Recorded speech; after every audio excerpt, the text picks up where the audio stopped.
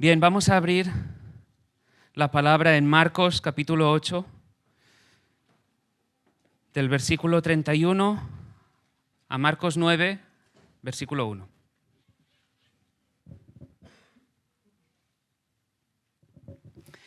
Dice así la palabra: y comenzó a enseñarles que le era necesario al Hijo del Hombre padecer mucho y ser desechado por los ancianos, por los principales sacerdotes y por los escribas, y ser muerto y resucitar después de 3 días.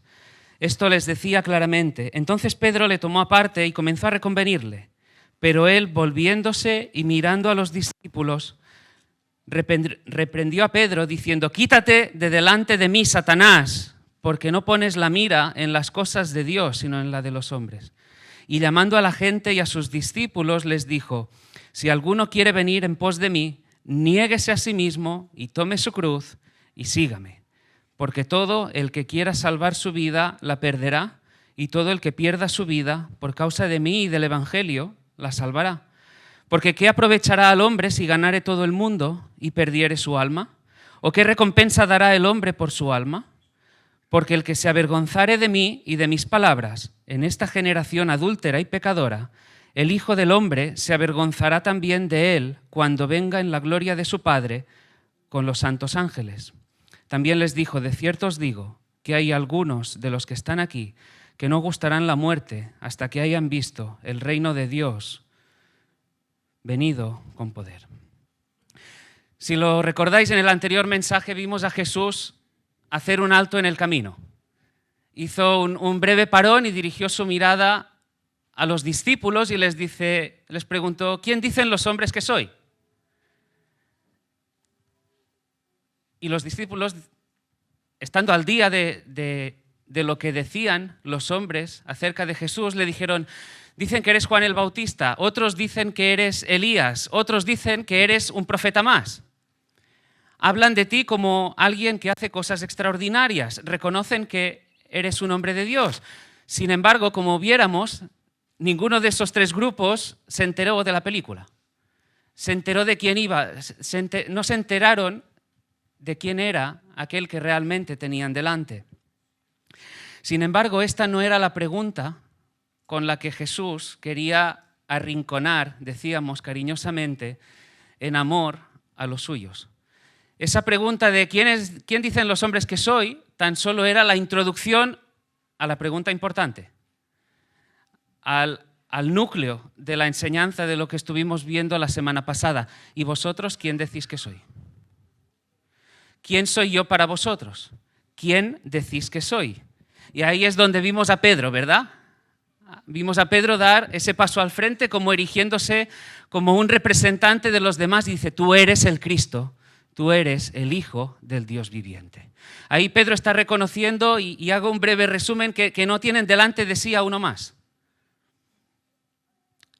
Que Jesús no es como ninguno de ellos. Que delante de sí no tiene a uno más, tiene a Dios mismo. Tiene al Verbo encarnado, tiene al Mesías, tiene al Cristo. No es un cualquiera, es la imagen del Dios invisible, el resplandor de la gloria. Tú eres el Hijo del Dios viviente, tú eres el Todopoderoso. Tú no eres criatura, tú eres creador.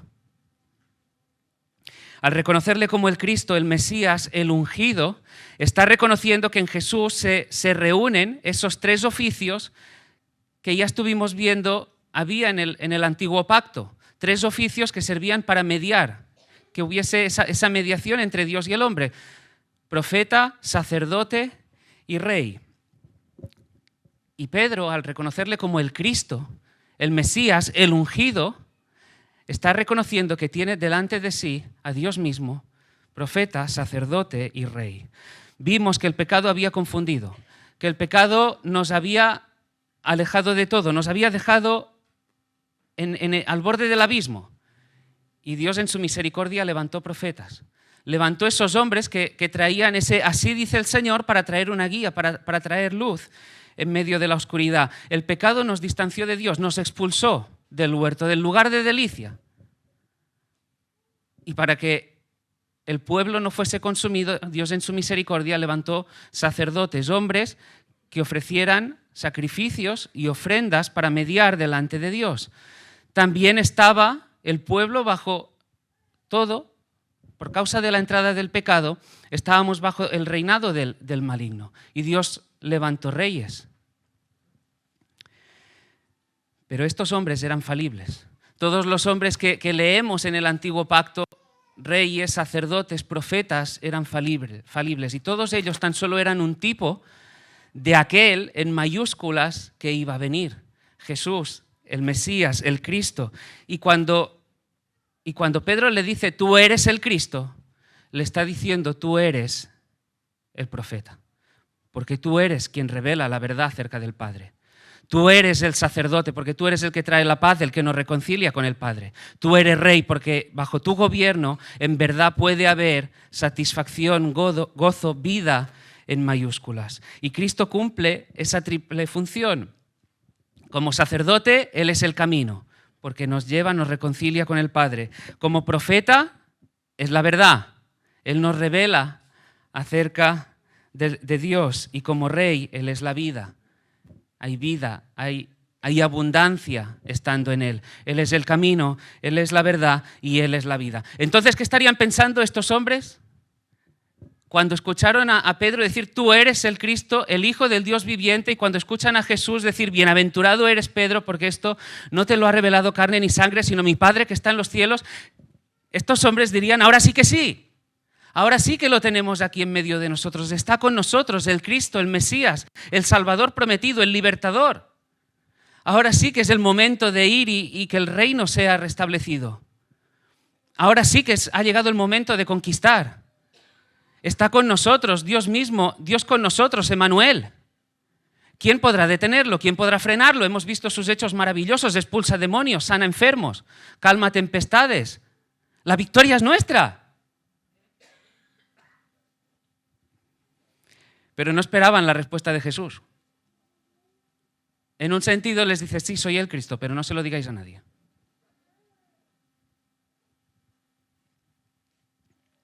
Y acto seguido escucharon la que para ellos era la noticia más inesperada de todas. Y comenzó a enseñarles que le era necesario al Hijo del Hombre padecer mucho y ser desechado por los ancianos, por los principales sacerdotes y por los escribas, y ser muerto y resucitar después de 3 días. No se lo digáis a nadie, soy el Cristo, sí, no se lo digáis a nadie. Vamos a ir a Jerusalén, sí, pero ahí no me esperan con los brazos abiertos.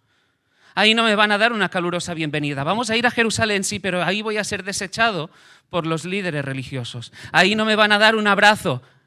Ahí van a tramar contra mí, ahí van a tratar de, sí, van a engañar, van a prenderme, van a organizar un juicio falso, me van a ejecutar. Y estas palabras descolocaron a los discípulos. Devastaron su mente, devastaron su corazón. Estarían pensando, pero vamos a ver, Jesús, ¿de qué estás hablando? ¿Qué es lo que te estás proponiendo? ¿Qué es lo que dices? Vamos a ver, Jesús, tú eres el Mesías, tú eres el Cristo. Se supone que el Mesías, el Cristo, el libertador, el Salvador es aquel que va, vence, ocupa el trono y gobierna. El Cristo es el que viene para vencer, no para ser ejecutado entre risas y burlas. En la mente de aquellos hombres no se asociaba las palabras Salvador, Mesías, sufrimiento, muerte, cruz. Habían escuchado hablar acerca del siervo sufriente, pero no lo relacionaban con la expectativa del Salvador. Se suponía, pensarían ellos, que el Mesías iba a derrotar el mal, la injusticia, a restablecer, restaurar todas las cosas. ¿Qué clase de anuncio es ese? Jesús, ¿qué nos estás anunciando? ¿Eres el Cristo y no se puede decir a nadie? ¿Podemos salir ahí tan contentos y publicarlo a todos?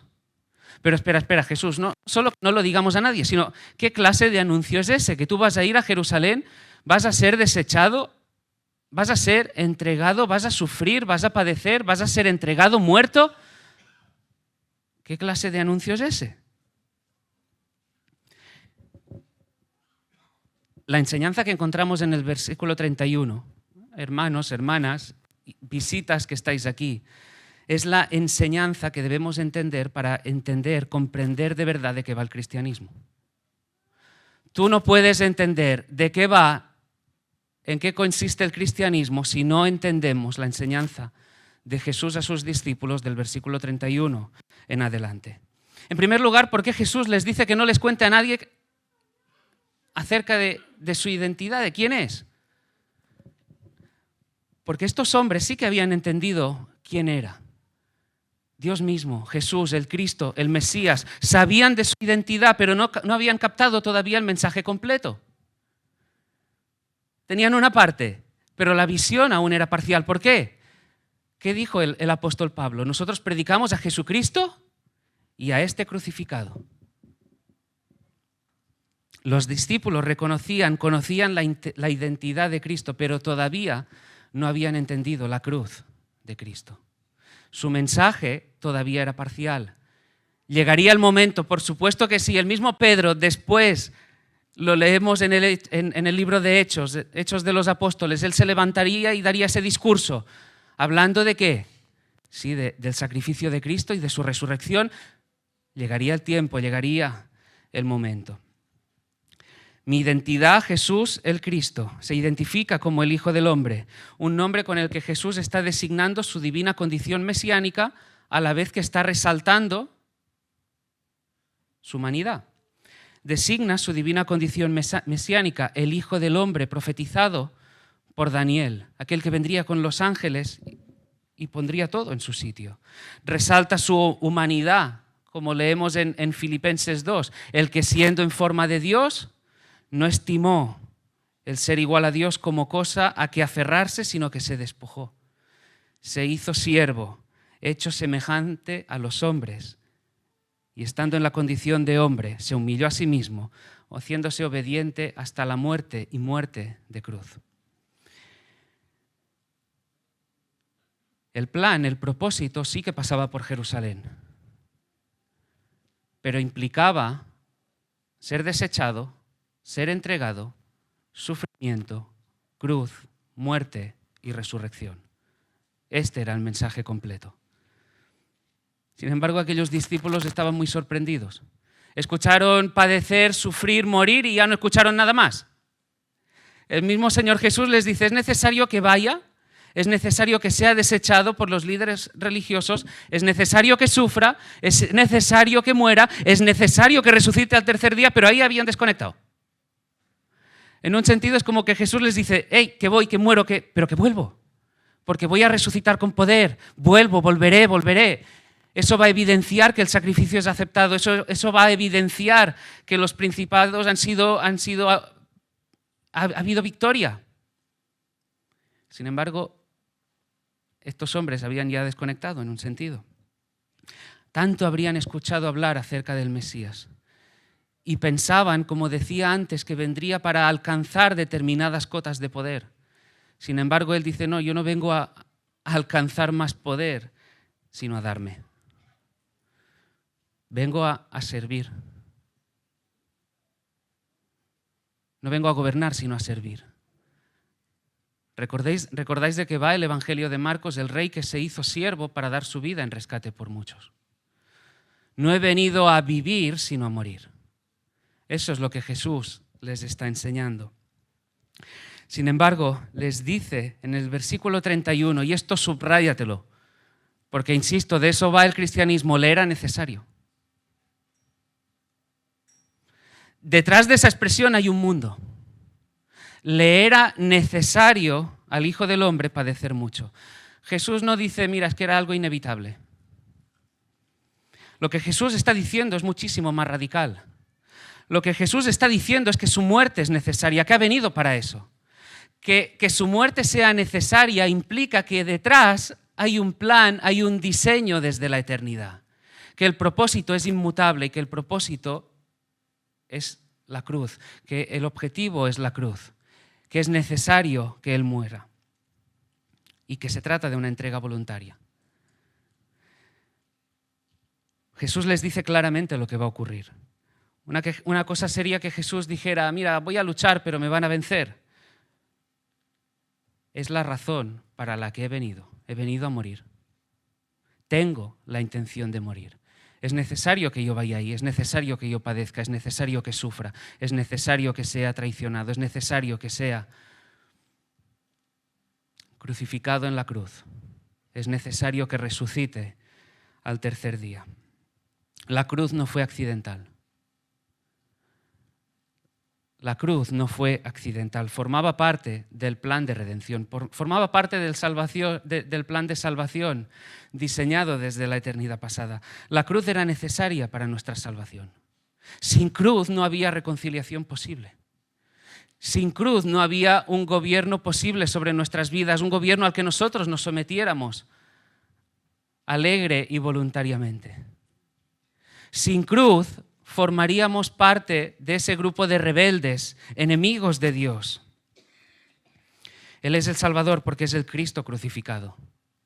Él es el Salvador porque llevó sobre sí nuestros pecados. El testimonio de las Escrituras, y escuchadme bien porque esto es importante, y sé que incidimos y recalcamos esto una y otra vez, pero el hombre, el ser humano, por naturaleza, es pecador.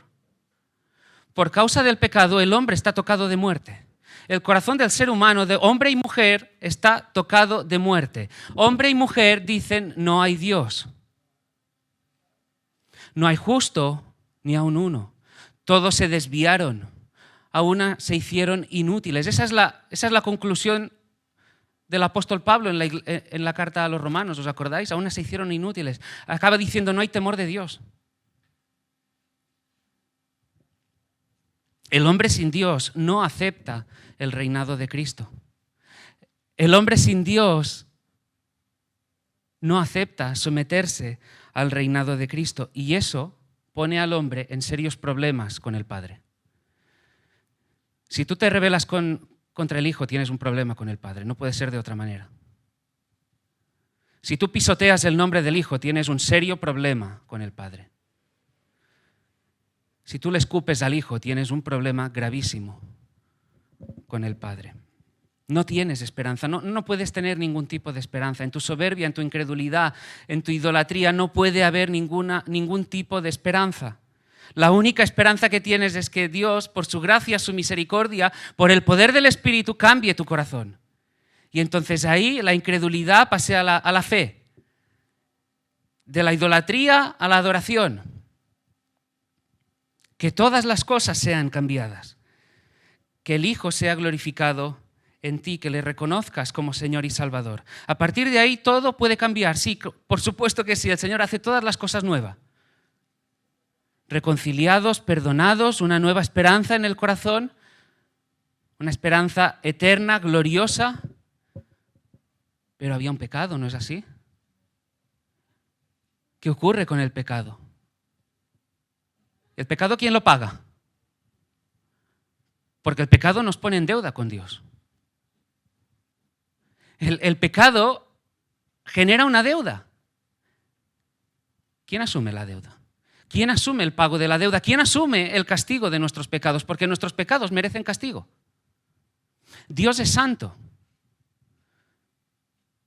Y un Dios santo no mira hacia otro lado cuando el pecado se manifiesta. Dios no hace la vista gorda al pecado. Es un Dios santo, es un Dios justo, es un Dios que no tiene por inocente al culpable. Y ante el pecado, Él no mira hacia otro lado. Y la ira de Dios es la reacción santa, justa y necesaria ante el pecado. Entonces, ¿quién asume el pago de la deuda? ¿Quién asume el castigo de nuestros pecados? ¿Ves por qué la cruz era necesaria? Jesús les dijo, es necesario. ¿Ves por qué era necesario? Jesús murió como un sacrificio vicario, sustitutivo, el justo por los injustos. Él, el justo, por nosotros, por aquellos que el Padre le había dado. Él soportó el castigo que nuestros pecados merecían. Mira Colosenses 2, 13 y 14. Y a vosotros, estando muertos en pecados y en la incircuncisión de vuestra carne, os dio vida juntamente con Él, perdonándoos todos los pecados, anulando el acta de los decretos que había contra nosotros, que nos era contraria, quitándola de en medio y clavándola en la cruz. Dios tomó el registro de todos tus pecados, pasados, presentes y futuros, todos tus pecados que te hacían un merecedor de la justa ira de Dios, de la condenación.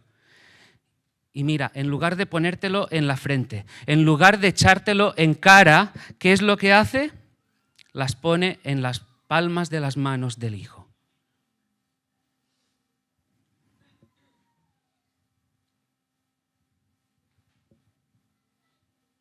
Y serían atravesadas. Clavado en la cruz, como hemos leído al principio, en ese salmo que Claudio ha leído. Cristo anuló el acta de los decretos que nos era contraria. ¿De quiénes eran los pecados? Nuestros, tuyos y míos. ¿Y las manos? ¿De quiénes fueron las manos clavadas, taladradas en la cruz?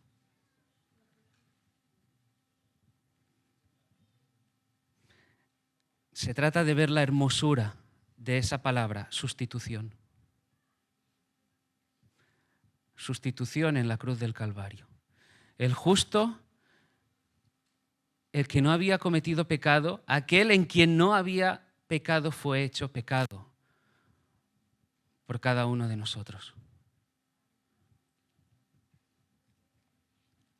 Romanos 8, versículo 3, Dios enviando a su Hijo en semejanza de carne, de pecado, y a causa del pecado condenó al pecado en la carne. Jesús, el Cristo, el Mesías, cargó sobre sí el castigo de nuestros pecados. Él asumió el pago de la deuda, clavado en la cruz, traspasado en la cruz.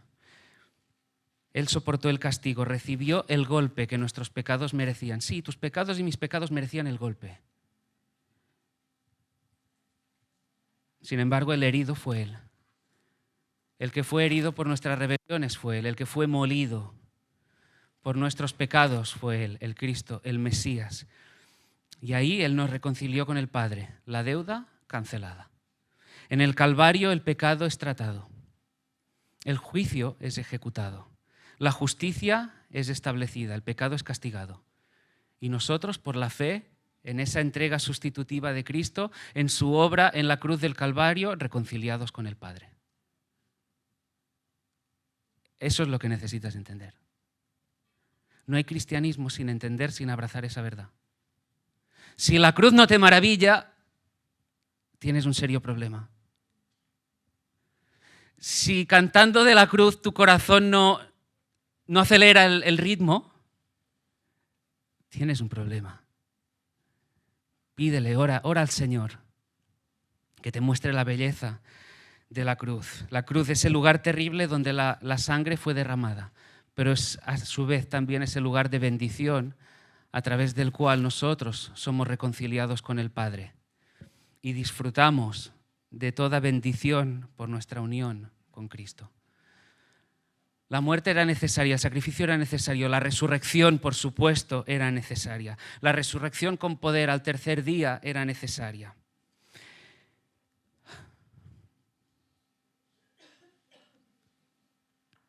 Estábamos perdidos y no había ninguna manera, absolutamente ninguna, en que nosotros pudiésemos salvarnos.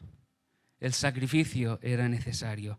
Murió por nuestros pecados, se entregó voluntariamente, por eso vino a morir y a resucitar al tercer día, la tumba vacía.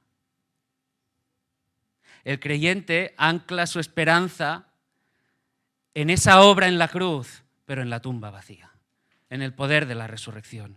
El creyente vive en el poder de la resurrección por la obra, por la gracia del Espíritu. Hemos visto que era necesaria el sufrimiento, el dolor, el padecimiento, la muerte, la resurrección de Cristo. El siguiente punto es que no hay gloria sin cruz. No hay gloria sin cruz. Mirad la reacción de Pedro, versículo 32. Entonces Pedro le tomó aparte y comenzó a reconvenirle. ¿Qué es lo que hace Pedro? Recordad que Pedro hace escasos, no sé si segundos, si minutos, acaba de decirle a la pregunta de Jesús, ¿quién dicen los hombres que...? Vale, ¿y tú quién dices que es? Tú eres el Cristo, el Hijo del Dios viviente. Ahora, ¿qué hace Pedro? Lo toma aparte y lo reconviene.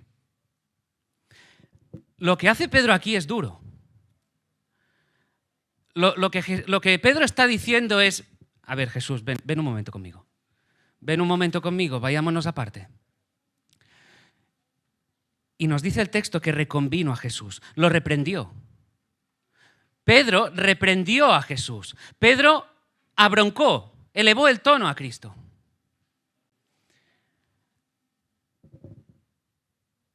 Como hacemos los padres a veces con nuestros hijos, ¿no es así? ¿Ha ocurrido algo? Ven aquí. No lo voy a hacer en público, pero o cuando estamos en según qué sitio, oye, cuando lleguemos a casa tú y yo vamos a hablar, porque tengo que enseñarte algo, ¿sí? Ese tomarlo aparte viene a ser algo así. Jesús, ¿qué estás diciendo? ¿Qué es lo que nos estás contando? Y eleva el tono. Le estás riñendo. Jesús, ¿qué estás diciendo? No puede ser ni hablar, pero ¿esto qué es? ¿Qué es lo que tú nos estás proponiendo? Además, piénsalo por un momento, todos estos hombres lo habían dejado todo por Jesús. A ver, Jesús, lo hemos dejado todo. Y ahora nos dices que sí, que vas a Jerusalén, pero que ahí vas a morir. ¿De qué nos estás hablando? Tú eres el Mesías, tú eres el Cristo. El Cristo viene para ocupar el trono, para gobernar con justicia, para derrocar todo mal. En el paralelo de Mateo leemos que Pedro le dice a Jesús, Señor, ten compasión de ti. Le está diciendo, Jesús, piensa en ti. Piensa en ti. Pedro no sabe lo que se dice. Le faltaba parte del mensaje, como hemos dicho antes. Y Jesús, mirando a los discípulos, lo que hace es reprender a Pedro y le dice, quítate de delante de mí, Satanás. Porque no pones la mira en las cosas de Dios, sino en las de los hombres. ¿Por qué Jesús le habla así? Porque las palabras de Pedro tienen, en un sentido, el mismo ADN que las palabras del diablo cuando tentó a Jesús en el desierto. ¿Recuerdas la propuesta que el diablo le hizo a Jesús en el desierto? Ahora, quiero aclarar aquí que no es que Pedro estuviese poseído. Sí que el diablo se pudiera estar valiendo de la inmadurez, la insensatez, la debilidad de Pedro para tentar a Jesús.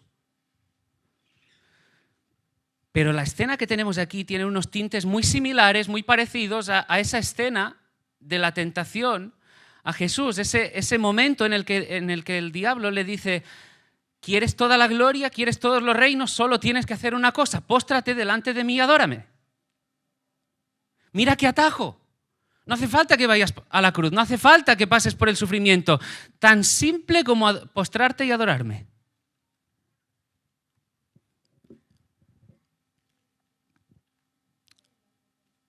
Y Pedro le dice a Jesús, ten compasión de ti. Mira por ti, piensa en ti, Jesús. Pedro estaba quitando la cruz de esa escena. Ponte en la mente, grábatelo en el corazón, no hay cristianismo sin cruz. Veremos también a continuación en qué se manifiesta. Lo que Pedro está proponiendo a Jesús es un camino hacia la gloria sin pasar por la cruz. Que reine pero sin morir, que se siente en el trono pero sin beberse la copa de la ira de Dios. Pedro le propone una alternativa, le está proponiendo un plan B. Que tome ese camino alternativo. Pero Jesús sabe que el plan de redención, que la salvación de aquellos que el Padre le ha dado pasa por la cruz. Que no hay alternativa, no hay otro medio. El diablo sabía que la cruz implicaba su caída. Por supuesto, en la cruz, a través de la obra de Jesús en la cruz, nuestros pecados serían perdonados, seríamos reconciliados con el Padre, pero también, lo hemos leído, los principados serían despojados, la muerte sería vencida. Jesús alcanzaría la victoria ahí, colgado en el madero. Jesús sabía que la cruz era el objetivo y no estaba dispuesto, no iba a renunciar a la cruz y al sufrimiento. Pedro, no pones la mira en las cosas del cielo. Pedro, yo pienso en la gloria del Padre. Pedro, yo pienso en la salvación del pueblo que el Padre me ha dado. Pedro, yo no pienso en ti. Yo pienso en el Padre, yo pienso en su gloria, yo pienso en el linaje. Pedro, no piensas como Dios, me propones una senda egoísta, pero yo no pienso como los hombres. La cruz es el objetivo. Y hermanos, hay que amar mucho para pensar así, para hablar así y actuar así. Hay que amar mucho. El amor de Cristo no es falso, es verdadero. No es de cartón, es auténtico. Es un amor sin igual, que se entrega, que se sacrifica, que lo da todo. Pedro, no me interesa tu propuesta. No me miro a mí, no me busco a mí. Miro y camino hacia el sufrimiento. Seré desechado, seré colgado, seré muerto. Resucito al tercer día. Por amor al Padre, por amor al pueblo, yo no desisto, Pedro, hasta que exclame consumado es. Ahora Jesús acaba de decirles que tiene que morir, que es necesario que Él muera, que es el único camino para la salvación de su pueblo, que sin cruz no hay esperanza. Pero ahora inmediatamente Jesús les dice algo más. Ahora Jesús les dice que sí es necesario que Él muera, pero que es necesario que ellos mueran también. En un sentido, la muerte de Jesús es única. Es única porque es la única del justo por los injustos. Es la única muerte a través de la cual hay salvación para el pueblo amado, escogido del Señor. Pero el cristianismo, igual que implica el reconocimiento, la creencia en el corazón de la obra de Cristo en la cruz del Calvario, en su resurrección, no hay cristianismo sin morir a uno mismo. Y esto es lo que Jesús les va a hablar acto seguido. En una sola frase, fijaros, en el versículo 34, Jesús les identifica los rasgos del discípulo verdadero. Los rasgos del discípulo verdadero son 3. Y vienen resumidos en una sola frase. En una sola frase Jesús hace un compendio del verdadero discipulado, de cómo luce la vida de aquel que le ha reconocido como Señor y Salvador. Insisto, ambas cosas. Si tú no puedes decir que es tu Señor, no es tu Salvador. Ahí va. ¿Alguno quiere ser discípulo de Jesús? Si alguno quiere ir en pos de Él, tiene que negarse a sí mismo, tomar su cruz cada día y seguirle. Ahora, permitidme, antes de verlos, esos 3 pasos, notad que Jesús dice, si alguno quiere venir en pos de mí, o como dice en la Nueva Versión Internacional, si alguno quiere ser mi discípulo. ¿Qué significa? Muy sencillo, que Él va adelante, punto. Si alguno quiere ir en pos de mí, mira, no hace falta ser un erudito para entender lo que hay detrás de esa expresión. Que Él va adelante, que nosotros vamos detrás. Que Él es el Señor, nosotros somos señoreados por Él. Que Él es el Maestro y nosotros somos los discípulos. Que el cristianismo no consiste en una invitación por parte del ser humano a decir, venga, va, Jesús, súmate a mis aspiraciones, súmate a mis sueños, vamos juntos, Señor. No, nada de eso. El cristianismo va de que Él va delante. De que nos sometemos alegre y gozosamente al señorío de Cristo, conscientes en agradecimiento por amor a Él, a su obra. Que la religiosidad no engaña a ninguno aquí. Que la religiosidad no engaña a ninguno aquí. Puedes estar viniendo domingo tras domingo, pero eso no te hace cristiano. De ahí la urgencia de estos mensajes también, para que, sometidos a examen, a meditación cada uno, Él edifique, fortalezca, impulse a cada uno de nosotros, pero también que salve. Vaya a ser que alguno estuviese pensando que va derechito al cielo y hoy no tenga esperanza. Ahora sí, las características del discípulo. En primer lugar, niégate a ti mismo. Si alguno quiere ser discípulo de Cristo, si alguno quiere ir en pos de Cristo, de Jesús, lo primero que tiene que hacer es negarse a sí mismo. La expresión es fuerte, implica repudiarse por completo, lo que significa rendir tu voluntad. Rinde tu voluntad. ¿Crees seguir querer seguir, el ejemplo de la cruz. No es algo pasivo. En el original la expresión es fuerte, es un mandato. Niégate. ¿Quieres seguir a Cristo? ¿Quieres ir en pos de Él? Niégate. Hazlo.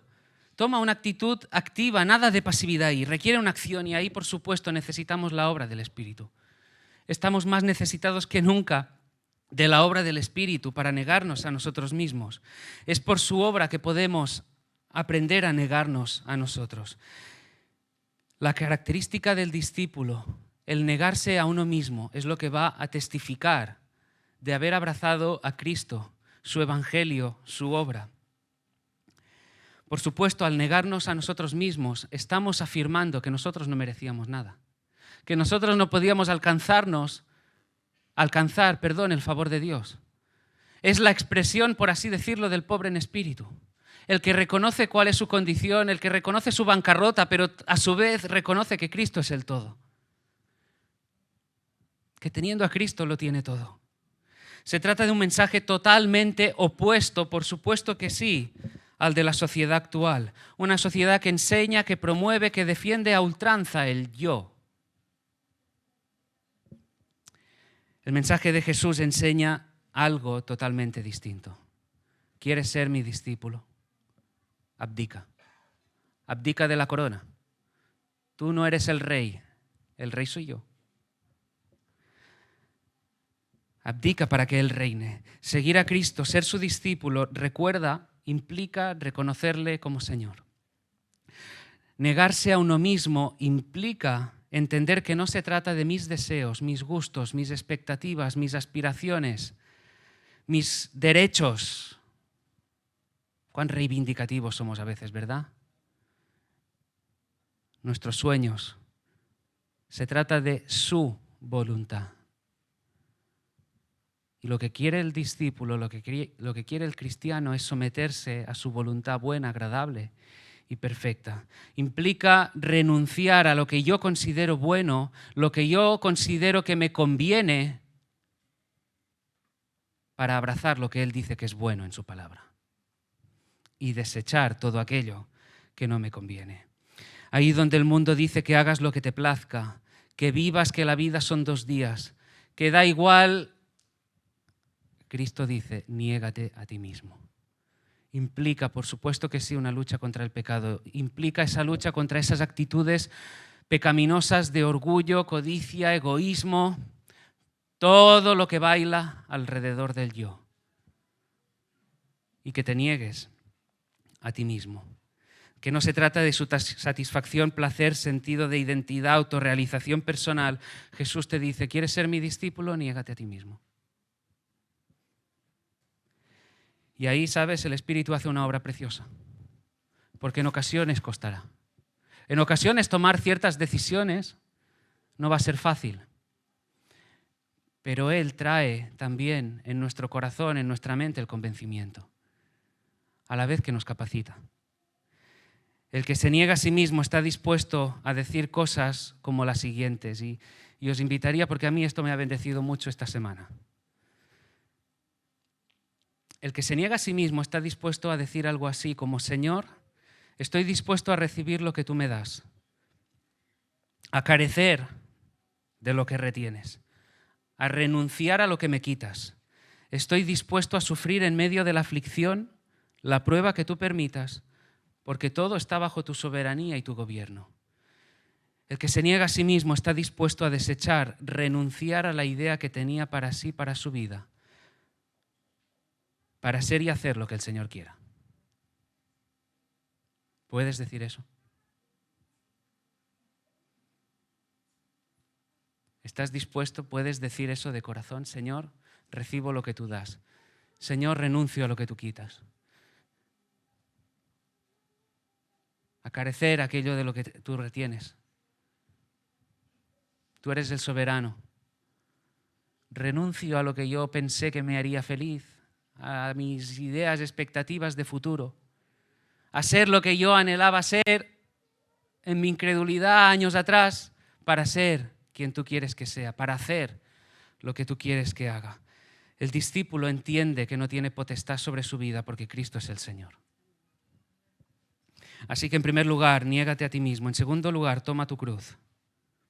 Estas palabras serían muy impactantes para los oyentes de Jesús en aquella época. Ponte en la mente de esta gente. Para ellos la cruz era el instrumento de tortura, ejecución y muerte más atroz que pudiese existir. Era el instrumento que se utilizaba para alargar la agonía hasta llegar a la muerte. Que durara el mayor tiempo posible, que el sufrimiento, la aflicción alcanzara esas cotas difíciles de imaginar. Tortura, vergüenza, muerte era lo que se asociaba a la cruz. Y Cristo está asimilando el costo del discipulado con tomar la cruz. Hay quienes entienden que la cruz del cristiano tiene que ver con alguna circunstancia difícil, lo que sea que me haya tocado vivir. Quizás se trata de una enfermedad, que quizá en mi caso la cruz tiene que ver con mis problemas de azúcar, que la cruz pueda tener que ver quizá con un cáncer.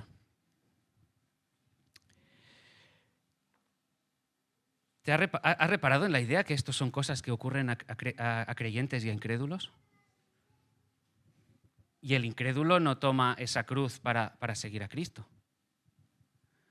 Pero es que además yo no puedo decidir, yo sí, hoy venga, va, hoy tomo mi cruz, tomo mi cáncer, pero mañana no. No, a menos que el Señor sane, voy a tener que lidiar con esa enfermedad, voy a tener que vivirla confiado en el Señor. Jesús está hablando de algo distinto aquí. Tu cruz no es tu marido a veces iracundo. No es tu cruz. Olvídate de eso. No es tu marido rudo, áspero en ocasiones. Tu cruz no es tu mujer amargada o rencillosa. Tu cruz no son tus hijos a veces rebeldes. Tu cruz no es tu crisis económica. Cuando Cristo habla de tomar la cruz y seguirle, habla de cosas en las que tenemos que tomar una decisión. Dispuestos a todo por Él y por su causa. Por Él y por la causa del Evangelio. Jesús y su reino. En un sentido, Jesús les está diciendo, ¿os quedáis? ¿Os vais? Considera, cualquiera que sea el precio que tengáis que pagar, el sufrimiento que tengáis que soportar. Lo que Jesús está diciendo es que el cristiano verdadero, son aquellos hombres y mujeres que deciden abrazar la cruz, que escogen la cruz, que no luchan por conservar sus vidas, que renuncian a salvarse a sí mismos. Personas tan entregados, hombres y mujeres tan entregados, tan entregadas, que están dispuestos a todo, a soportar el sufrimiento por la causa de Cristo. Implica llevar la cruz, lo que implica es dar la bienvenida a su señorío y rendir nuestra voluntad, cualquiera que sea el grado de sufrimiento, insisto. Cuando Cristo tomó la cruz, terminó colgado en un madero. Tomar la cruz de Cristo está relacionado con tomar esas decisiones que tengas que tomar, cualesquiera que sean las consecuencias, por la causa de Él, por defender su nombre, su obra, para que el reino avance. Los apóstoles terminaron como mártires, pero la enseñanza de Jesús aquí no está diciendo que tome su cruz tal o cual fulanito, que se trata de algo reservado para... No, el llamado de tomar la cruz es para todo creyente, sin distinción. ¿Quieres ser un discípulo de Cristo? Niégate a ti mismo, toma tu cruz. No es para tu vecino de al lado. Si tú eres creyente, tu llamado es a tomar tu cruz. A la luz de lo anterior, llevar la cruz no es una carga. La cruz no es una carga, la cruz es algo que se abraza.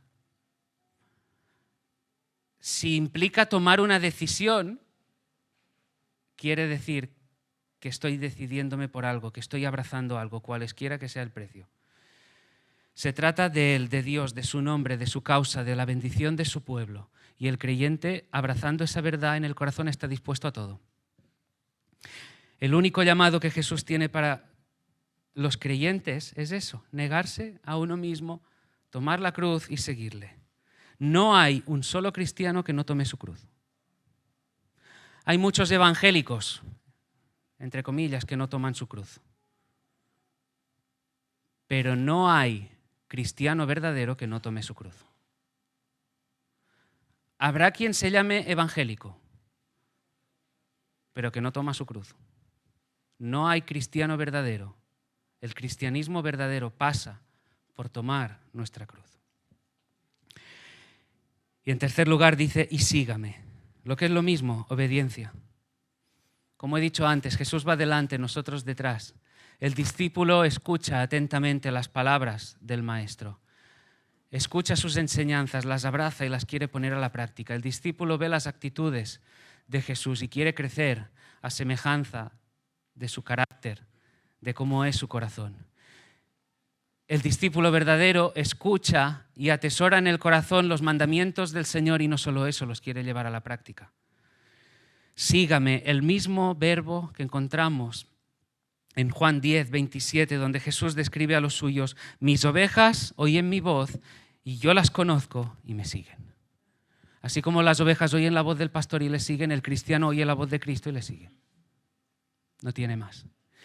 Él mismo les dijo, si vosotros permaneciereis en mi palabra, seréis verdaderamente mis discípulos. La fe implica obediencia. En ocasiones seremos torpes, sí, el discípulo es torpe, pero busca andar por la senda de la obediencia. La obediencia, hermanos, no es negociable. La obediencia no es negociable para el creyente. Los que creen, obedecen. Y los que obedecen es porque han creído. Y por la gracia del Señor veremos fruto. Veremos fruto en las vidas de aquellos que de verdad han creído en el Señor. La obediencia al final se convierte en una prueba de fuego para ver si el corazón ha sido regenerado, si ha habido una verdadera conversión. ¿Cómo tratar de saber, de discernir si una persona realmente se ha convertido? Considera sus frutos.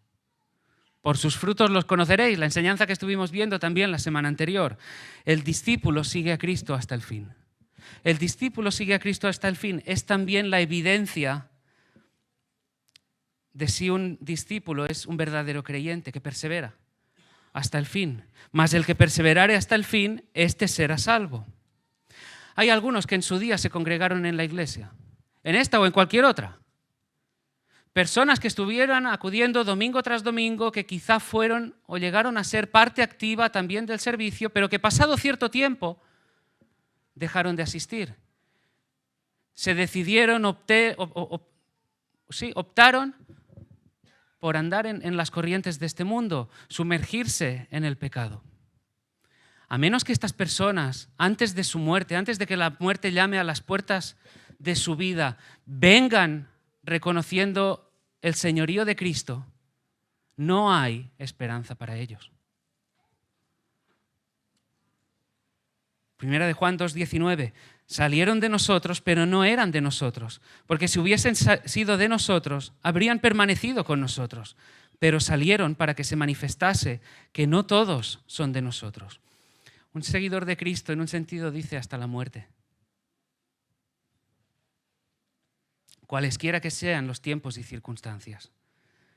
La negación, la cruz y la obediencia son marcas del discipulado, son marcas de la conversión, son marcas del proceso de santificación. Por supuesto, ahí necesitamos, como decía, la ayuda del Espíritu Santo. Necesitamos a diario la obra del Espíritu, pero necesitamos también a diario ver, recordar la obra de Cristo a favor nuestro, admirarnos por su obra en la cruz, admirarnos de su resurrección, admirarnos de cada una de sus enseñanzas, de todos sus hechos. En el versículo 35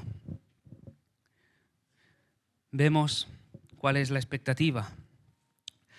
Dice, porque todo el que quiere salvar su vida la perderá y todo el que pierda su vida por causa de mí y del Evangelio la salvará.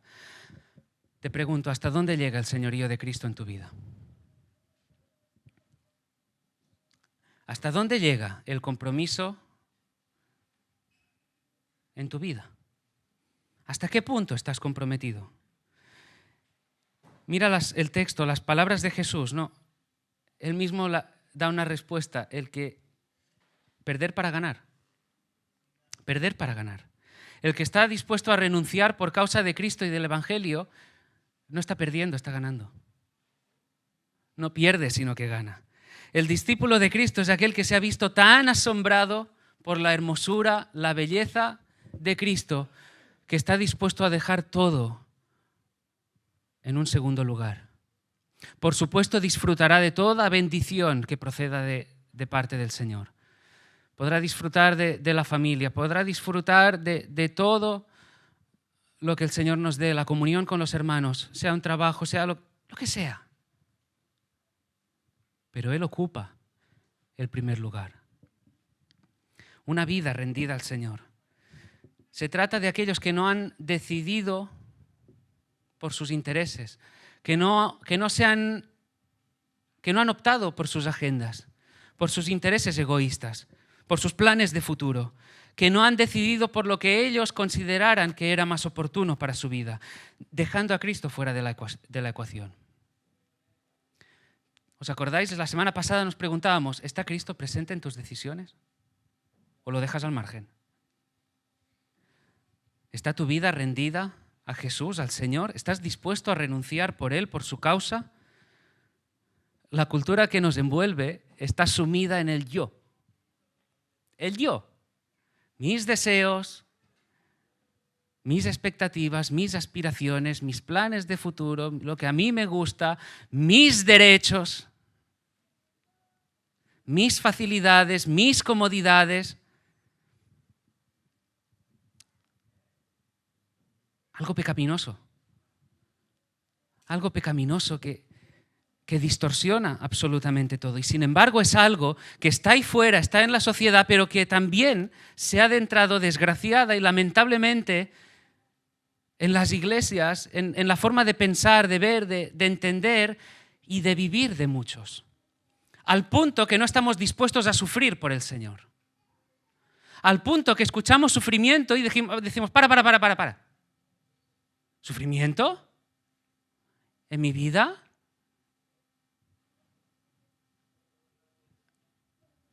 Filipenses 1:29, porque a vosotros os es concedido a causa de Cristo, no solo que creáis en Él, sino también que padezcáis por Él.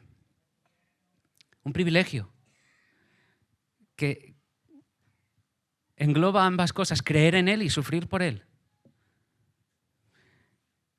Escuché de alguien que decía, el cristiano egocéntrico es aquel que quiere a Cristo, pero también quiere su ocio, quiere su fiesta. Fiesta entre comillas. Hay cristianos que quieren la bondad de Cristo, pretenden el agrado del cielo, pero no están dispuestos a luchar contra el pecado. Cristianos que quieren la paz de Cristo y la comodidad en sus días, sin entrega y sin esfuerzo. Creyentes que quieren a Cristo, quieren también el éxito personal. Dicen querer la fama de Cristo, pero también quieren la suya, no están dispuestos a renunciar, como si en el trono cupieran ambos. Y Cristo está diciendo, no, en el trono solo me puedo sentar yo. Y el cristiano verdadero, el discípulo de Cristo, es el que renuncia a todo por Él, por su causa, dispuestos a sufrir. Ahí hay ganancia. La promesa de Dios para sus verdaderos discípulos es que perdiendo ganan. Ganan, obtienen, disfrutan de las promesas de Dios hechas a los salvados, a los hijos de Dios. Por eso el autor de Hebreos habla de este grupo de hombres y de mujeres que soportaron absolutamente todo. Sufrieron violencia, sufrieron muerte, fueron entregados, aserrados. Personas, empieza diciendo el capítulo 11, que alcanzaron buen testimonio, es decir, que fueron fieles al Señor. No importó el precio, no importó el grado de sufrimiento. Los tenemos ahí, pero también hay grandes hombres en la fe que nos han precedido. Bibliografías varias biografías que podrías leer y que hablan de hombres y mujeres que estuvieron dispuestos a todos a todo por la causa del Señor, por su nombre.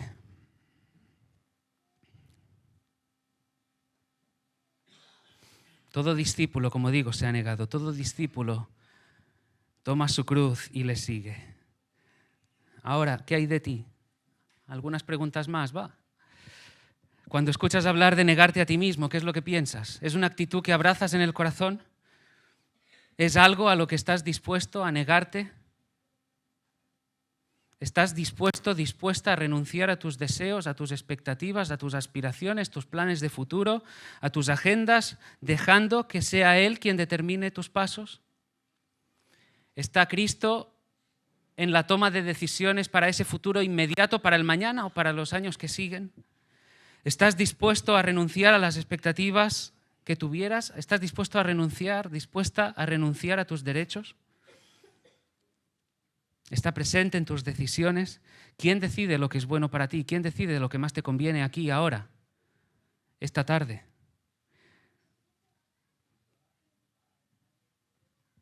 ¿Es el Señor en tu hogar?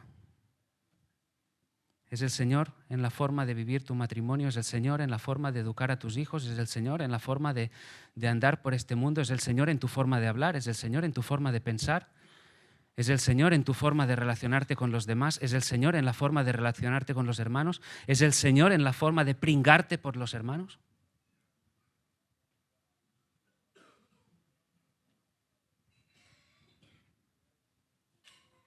¿Qué hay de tu lucha contra el pecado? ¿Qué hay de tu lucha contra el orgullo? ¿Qué hay de tu lucha contra el egoísmo?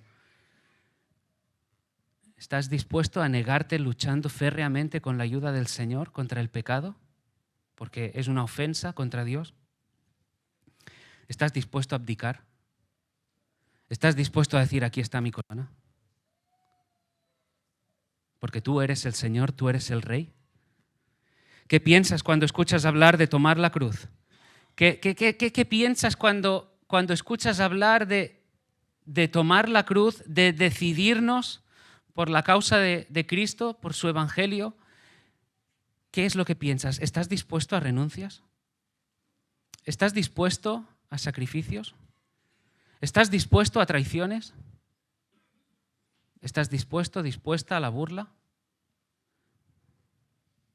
¿Estás dispuesto a renunciar a comodidades, facilidades?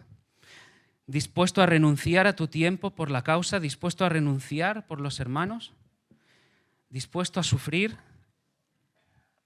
¿Dispuesto a ser criticado, traicionado, maltratado por Él, por su obra, por su iglesia? Porque esas cosas están ahí.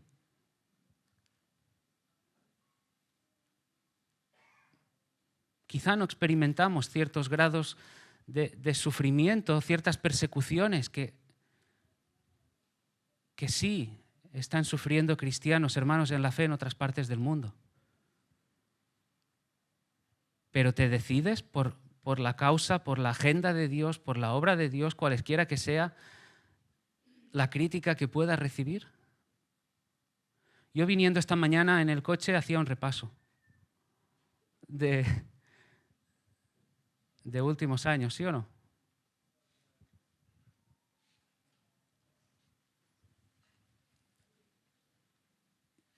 A título de ejemplo, me venía en su día cuando la Iglesia abrazó las doctrinas de la gracia y dijimos, adelante, lo hemos recibido, lo queremos compartir con la Iglesia, y de repente la misma semana del Congreso se levantaron voces de hermanos en la fe, e insisto, hermanos en la fe, que defendiendo, vete tú a saber qué, criticaron, atacaron, aún aquí en el mismo Congreso. Pero estábamos convencidos, el liderazgo estaba convencido de que había que ir por ahí, había que tirar por ahí.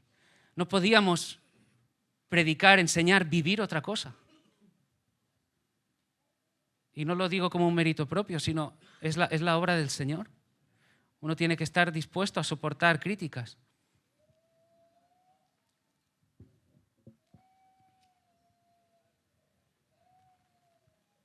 A veces mensajes que puedan resultar incómodos al oído de algunos. La confrontación a veces no se recibe en un primer momento de una manera agradable.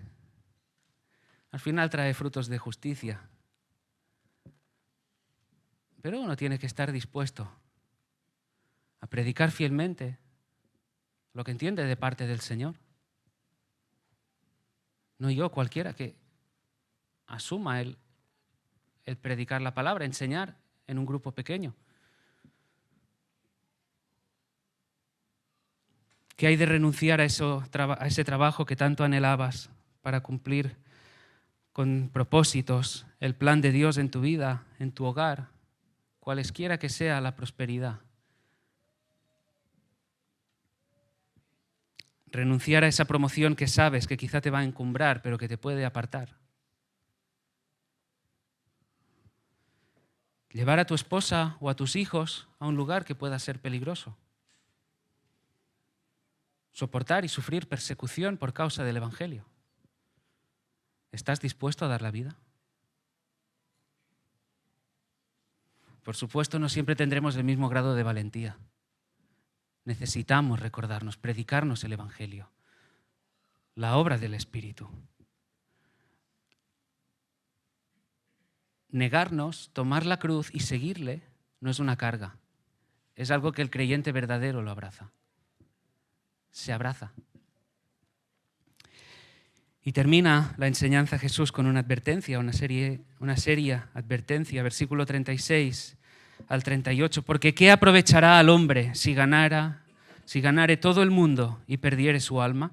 ¿O qué recompensa dará el hombre por su alma? Porque el que se avergonzare de mí y de mis palabras en esta generación adúltera y pecadora, el Hijo del Hombre se avergonzará también de él cuando venga en la gloria de su Padre con los santos ángeles.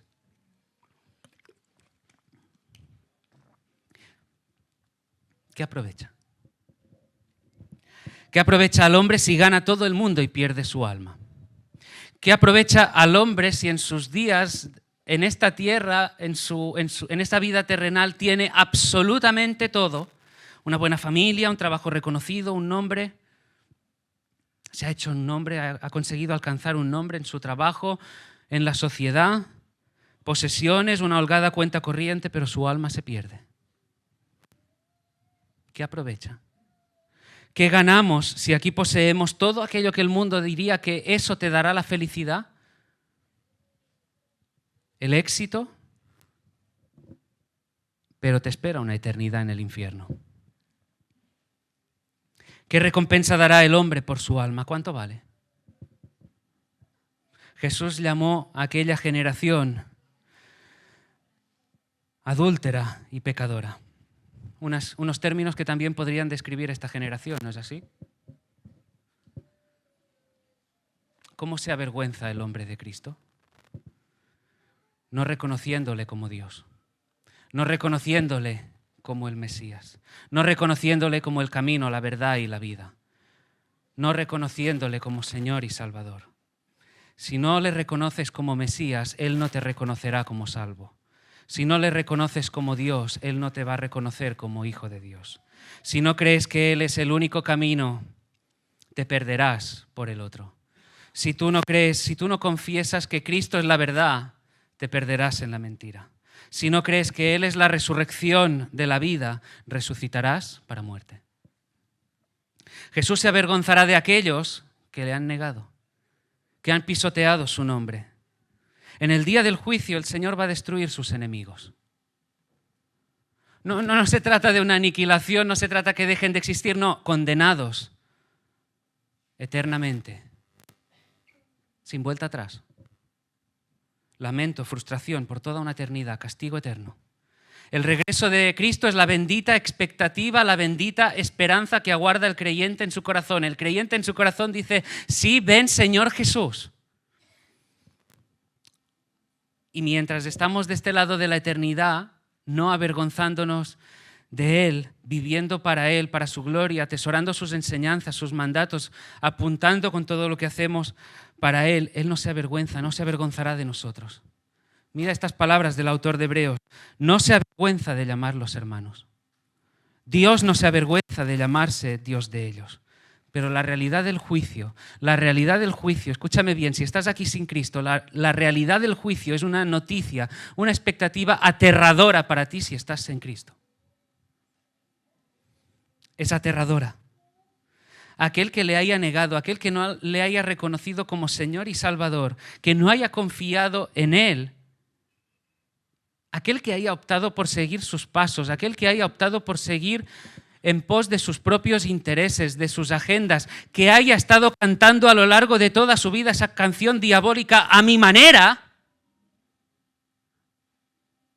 sufrirá irrevocable y eternamente y definitivamente el castigo eterno. ¿Tú cantas esa canción a mi manera? Te pido, déjalo de cantar ya, de paso. Si tú cantas a mi manera, estás muy equivocado. No es a tu manera.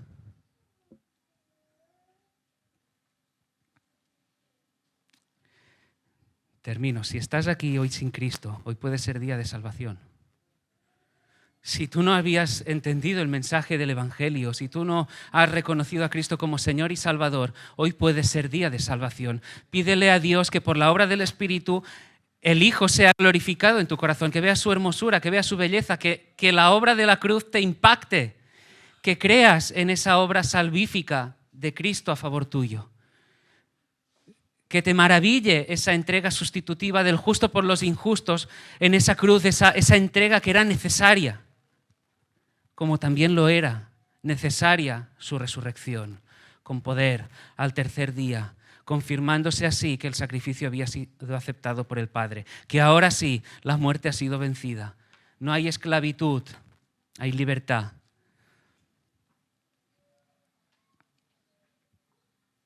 Renuncia a tu yo. Abdica de tu corona. Reconoce su señorío. Reconoce, confiesa en tu corazón que Él es el Salvador, pero que Él es tu Señor. Que únicamente la salvación es a través de Él. Corre por lo que más quieras a los pies de la cruz. Pídele que en su gracia, en su misericordia te dé el correr en arrepentimiento y fe a los pies de la cruz.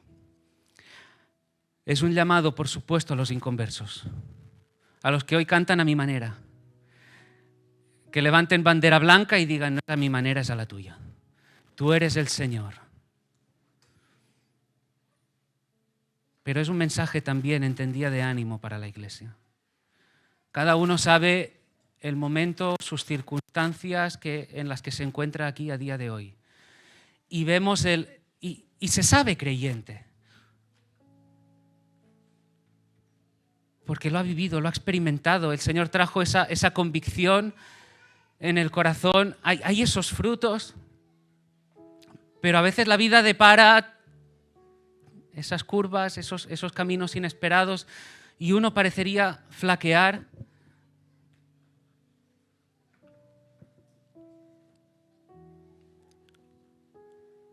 Te invito a pronunciar eso, lo que leíamos antes. Señor, tú eres el soberano, tú eres el que gobierna. Señor, partimos de ahí. Yo soy tu criatura, tú eres el creador. Tú eres el que está sentado en el trono, no soy yo. Tú eres el rey en mayúsculas. Yo asumo, yo abrazo lo que tú me das. Estoy dispuesto a renunciar a lo que tú me quitas. A carecer de lo que retienes. Si me había desviado en algún punto del camino, Señor, renuncio. Tomo la senda otra vez. Porque se trata de ti, se trata de su nombre, se trata de su causa. Tienes argumentos, tenemos muchos argumentos para estar ahí, para asumir alegremente ese llamado de negarnos a nosotros mismos, tomar la cruz cada día y obedecerle. ¿Por qué? Te voy a dar algunos. Y no están centrados en ti, no están centrados en mí.